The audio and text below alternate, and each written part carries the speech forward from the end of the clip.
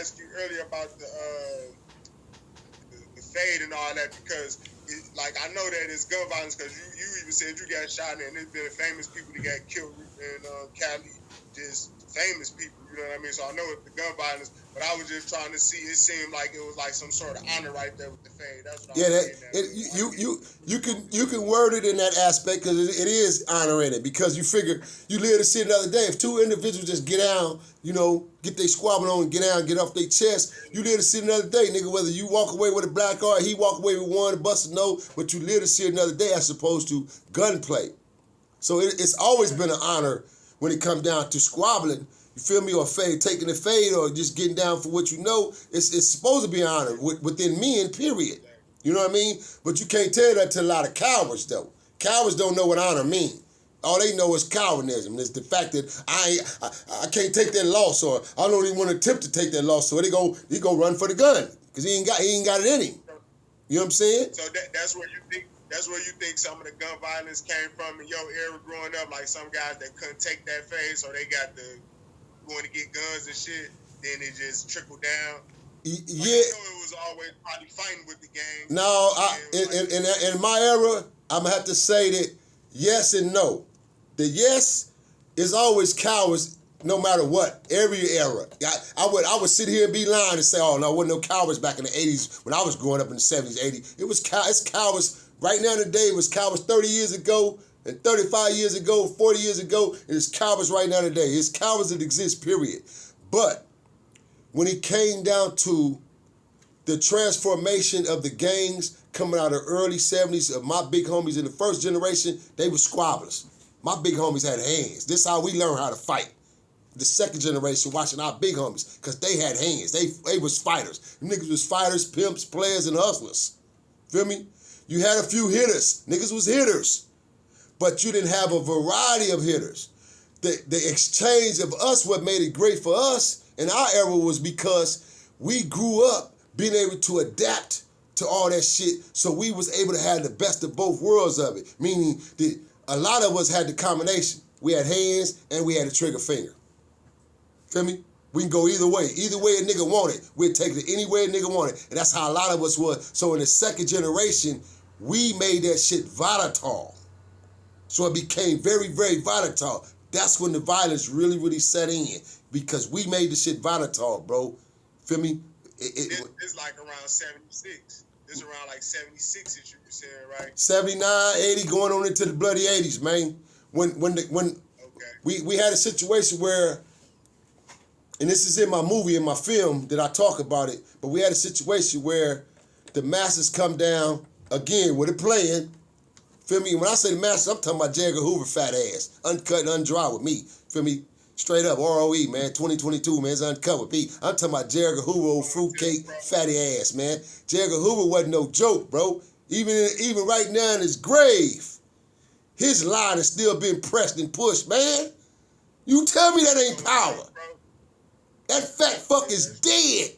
But guess what? They still got his whole blueprint. They still operating off his whole blueprint, man, and tearing our ass up, man, when it comes down to the cultural aspect of this shit, man. So they brought some trains through Watts, and they derailed the railroads in Watts.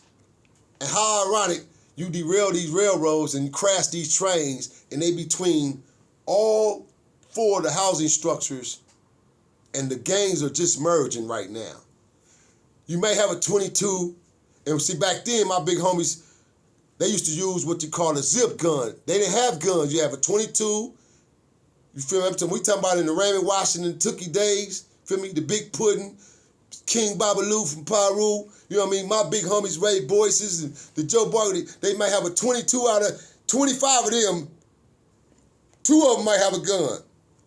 But all 23 of them straight handlebars, hands. Them other 2, it might be a 22, a sawed-off shotgun, which was illegal, a 12 gauge or something like that. Feel me? They didn't have guns. So what they did was they resorted to being creative. My big homies, this is how I learned how to make my first handmade weapon. My daddy didn't even teach me this one. And my daddy had skills and taught me. Y'all used to make guns. So y'all used to have to make guns. I'm finna show you. Listen, I hear you. you take a gooseneck. You know what a gooseneck is? Take a gooseneck. You know, off the handlebar. You know, it got that long screw. It's called a zip gun, man. You feel me? That's how we used to make the zips. Put a bullet in there with a hammer. Bah! Pair of pliers or whatever. Bow. So what it does when it ignite, that's your pin. And that's what hits the shell and makes it ignite, and the bullet comes out. Bro, this was in the late 70s, like 76, 77 when I learned this.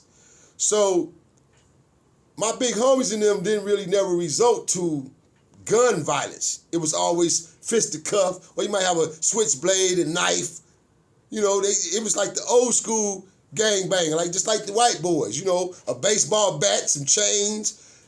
But the Massive came in with this plan and threw them damn trains down up in Watts and derailed them. And guess what come up out of them? What's that? Furniture, food, perishables. But the majority thing that come up out of them was for us was weapons.